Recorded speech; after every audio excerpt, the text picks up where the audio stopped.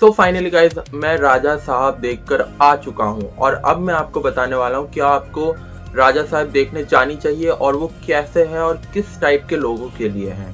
तो चलिए बिना किसी देरी के वीडियो को स्टार्ट करते हैं।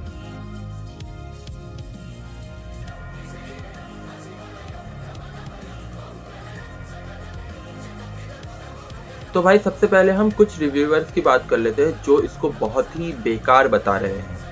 तो मैं आपको बता देता हूँ ये मूवी उतनी भी बेकार नहीं है, भले ही ये अच्छी ना हो पर ये उतनी भी बेकार नहीं है जितनी बाकी लोग बता रहे हैं। अब वो क्यों बेकार नहीं है वो मैं आपको आगे बताता हूँ। तो सबसे पहले हम इसकी कहानी की बात कर लेते हैं। तो इसमें जो प्रभास की दादी है उन्हें भूलने की बीमारी है, लेकिन वो अपने पति को नहीं भुला पाती है। और वो एक रानी थी पहले, लेकिन अब वो अपने पति को नहीं भुला पा रहे। उनके पति बार बार उनके सपने में आ रहे हैं, उनके ख्यालों में आ रहे हैं। तो इसी चीज़ के लिए प्रभास अपने दादाजी को ढूंढने राजमहल में जाते हैं और राजमहल में जाके फंस जाते हैं। अब वो राजमहल से कैसे निकलते हैं वो आपको मूवी में देखने के लिए मिलेगा। तो अब हम बात कर लेते हैं इस मूवी के बारे में। तो मूवी कैसी है? तो भाई देखो ये हॉरर और कॉमेडी जॉनर की है।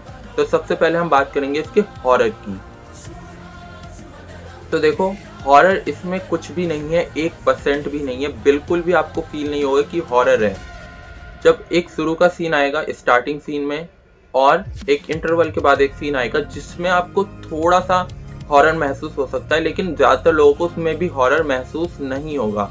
अगर इस फिल्म का नाम हॉरर कॉमेडी की जगह थ्रिल कॉमेडी होता तो ज़्यादा बेहतर रहता, क्योंकि उसमें एक्शन बहुत ज़्यादा है, फैंटेसी भी बहुत ज़्यादा है, लेकिन उसमें हॉरर जैसा तो बिल्कुल भी फील नहीं होता है। तो जो भी लोग इसके हॉरर के लिए जा रहे हैं वो लोग को बिल्कुल भी नहीं जाना चाहिए, क्योंकि इसमें हॉरर एकदम ना मात्र के बराबर है ही नहीं, आप ऐसा कह सकते हो।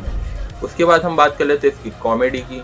तो भाई इसकी जो नॉर्मल सीन है उसमें थोड़ा बहुत कॉमेडी आपको फील हो जाता है, लेकिन भाई सबसे ज़्यादा कॉमेडी आपको इसके एक्शन सीन में फील होगी, क्योंकि इसका एक्शन ही वैसा है कि आपको उसके एक्शन देख के हंसी और आ जाएगी।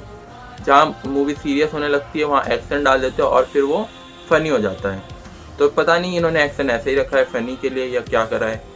उसके बाद हम बात कर लेते हैं इसके गानों की। तो भाई गाने तो अच्छे हैं, लेकिन इन्होंने भाई गाने बीच बीच में डाल दिए। कुछ भी बात हो रही है बीच में गाना आ जा रहा है, तो जिससे पूरा फ्लो टूट जाता है मूवी का और देखने में मज़ा नहीं आता है। और मैं आपको एक और बात बता देता हूँ, इसमें जो है प्रभास की 3 गर्लफ्रेंड होती हैं।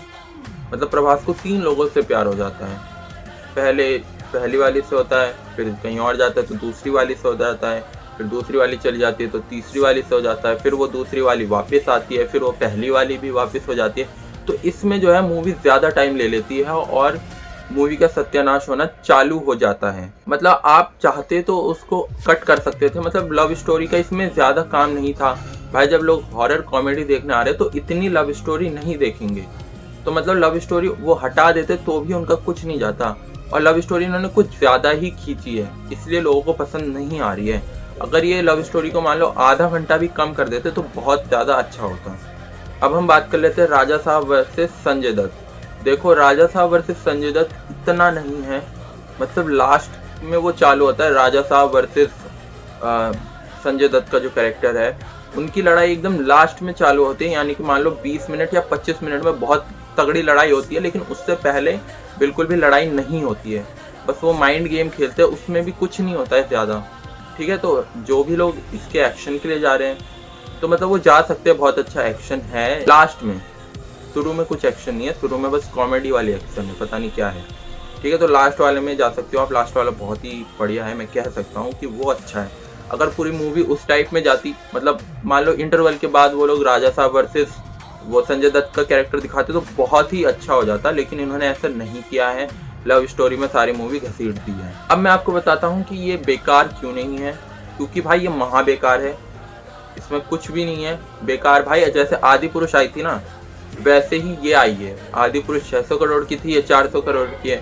उसमें भी प्रभास थे, इसमें भी प्रभास है, उसमें भी VFX टट्टी थे, इसमें भी VFX टट्टी है।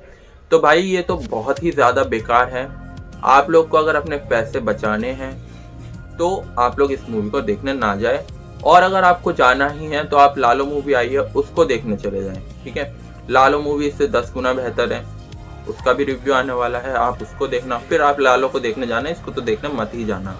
और आप लोग को एक और सीन बता दूं, जो आपने ट्रेलर में देखा था कि राजा साहब का ओल्ड लुक था बुड्ढो वाला, तो भाई वो भी मूवी के अंदर कहीं भी नहीं है, बिल्कुल भी नहीं है वो। और जो जोकर वाला है वो भी इन्होंने लास्ट में डाला है, 40 सेकंड डाला होगा, उसमें भी ये लोग क्या कर रहे हैं, राजा साहब 2 का अनाउंसमेंट कर रहे हैं। जब पहली ही मूवी इतनी बेकार है तो दूसरी मूवी तो और महा बेकार होगी। और मैं आपसे अभी कह देता हूँ, ये लोग राजा साहब 2 नहीं बनाने वाले, क्योंकि इसमें इनका इतना लॉस हुआ है कि अब इनमें 2 बनाने की हिम्मत तो नहीं होगी। और मैं चाहता हूँ ये लोग बनाए भी ना, क्योंकि उसको देखने तो और भी लोग नहीं जाएंगे जिन्होंने राजा साहब अब देख ली है। तो गाइस मेरा तो मूड ख़राब हो चुका है, लेकिन मैंने आपका मूड ख़राब होने से बचा लिया है। लेकिन अगर आप जाना चाहते हैं तो आप ज़रूर जाइए, क्योंकि भाई क्या पता आपको पसंद आ जाए, मुझे ना आए लेकिन आपको आ जाए, ऐसा हो सकता है। तो आपको जो करना है आप सोच लीजिए। मैं मिलता हूँ आपसे नेक्स्ट वीडियो में, तब तक के लिए बाय बाय। लाइक शेयर और सब्सक्राइब ज़रूर से कर देना।